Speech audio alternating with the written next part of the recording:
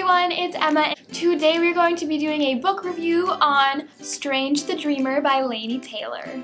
I went into this book 100% blind, so I knew nothing at all when I read this book, and I suggest that that is what you do when you read this book. I feel like everyone should go into it blind and not know what to expect, because I feel like you get the most out of that when you read. Just read like that in general. Don't know what to expect. I gave this book a 5 out of 5 stars on the Goodreads scale. I know this book has been in a couple of my reviews lately, but it's just because I love it so much. There are no words to describe how I feel about this book. I just love it so much. This book is about a character named Laszlo and his journey to discovering who he is and living out his dream, we'll say. If you have not read this book, I advise you to go away so you don't get spoiled for this book, because you do not want to get spoiled. Go away. See you next time. Adios, amigo. Okay, I assume that all of you guys have read the book now and you are here ready to hear the juicy details of what I thought of this book. My favorite part of this book was how the two main characters, Sarai and Laszlo, their stories intertwined. They started very separate at the beginning of this book and they slowly came together, and it felt so organic and natural. Like, yeah, this is how the story played out, that I just loved that, and I would just read all books like that. I loved how the book kept repeating this mantra. I loved how the book kept repeating this mantra of some people aren't meant to do great things, they're just meant to help people do great things. And Laszlo was, content believing that that was him. He's just gonna help people do great things.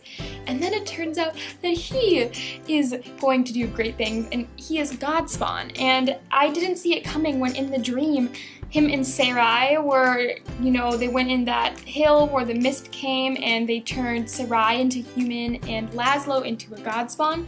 It didn't even click in my brain that he might actually be God spawn, even though we don't know who his parents are, we don't know where he came from. It never clicked in my brain. Another big moment was at the beginning of the book when it had the excerpt about the blue girl falling from the sky.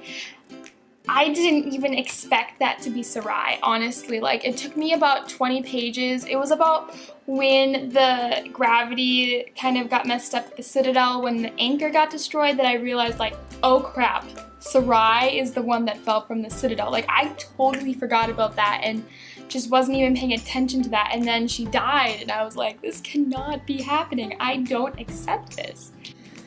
Oh, Minya, I knew she was going to be not the best person. I kind of knew that she wasn't going to be able to get over what happened all those years ago.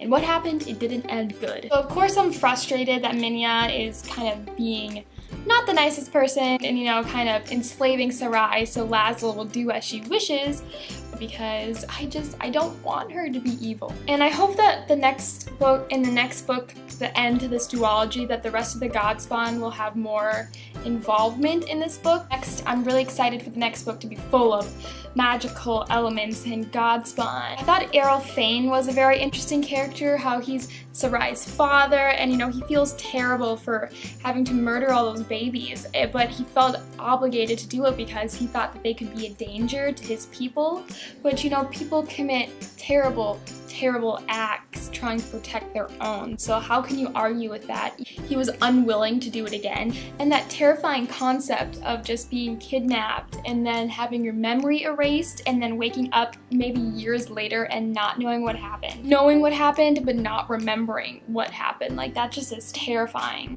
I love how Laszlo is the connecting piece between the God spawn and the humans, because he has captured all of their hearts with his storytelling and his ideas.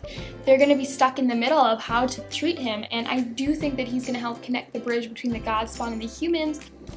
Like, I just hope it's not one of those books that has a bad ending. I will probably cry if that's the case. And then we had the whole concept of where Sarai could go into Laszlo's dreams, and for some reason Laszlo is aware and can see her in his dreams.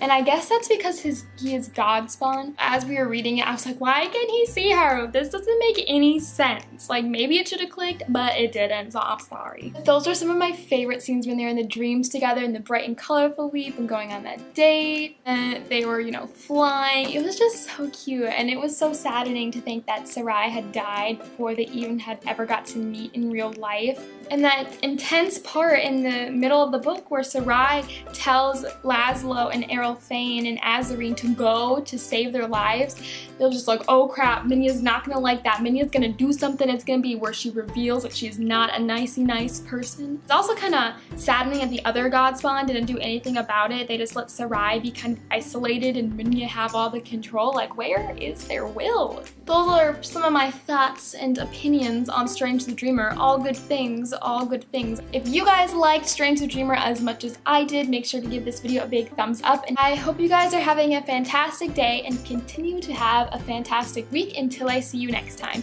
Goodbye!